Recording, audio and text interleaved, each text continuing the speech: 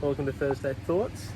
It's another windy day here in Vanuatu. I've been here for here for a week, and I've had 4 days of super windy days. Done 3 upwind downwinders, and done some crazy times.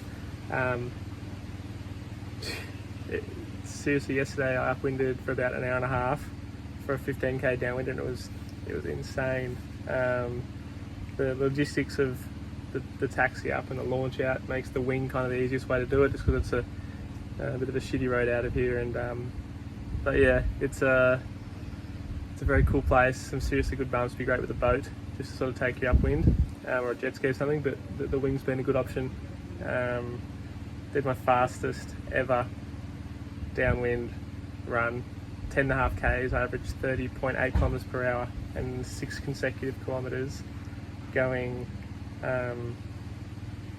under 155. So I did like 149, 150, 149, 152, 153, and then like another 150 or something. It was stupid. Definitely a bit of current involved. I went out the day after and I was doing sort of 157s to 210s. But so yeah, that's the sort of speeds we're hitting. I was on the 720S with a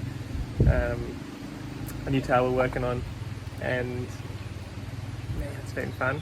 I took the 860R out, did a 30 or 27k downwinder, and that one was more like sort of I did a couple like 159s, but fully hanging on. That was the 860R maxing, and I took that out because I just wasn't sure how windy it was going to be, and there was a bit of crosswind and a bit of upwind at the end, so, or not upwind, but just crosswind conditions. Just take the safe option, when you're doing a sort of longer run. But yeah, it was hanging on a lot of the time.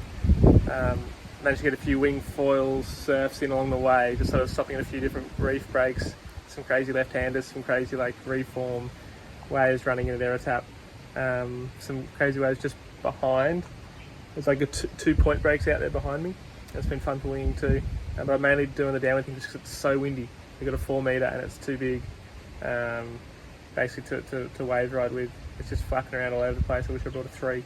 But yeah, that's been my time over in Vanuatu, over here for a mate's wedding, as I said. And I've also, before I left, I did a lot of work on the 4-wheel drive course. That's super close to being launched, not fully finished, but I'll launch what I've got. And what else have I got to share? We've got a few things coming up Code Foil that I'm pretty excited about. That's not too far away, but I'll give you a quick tour of where we are.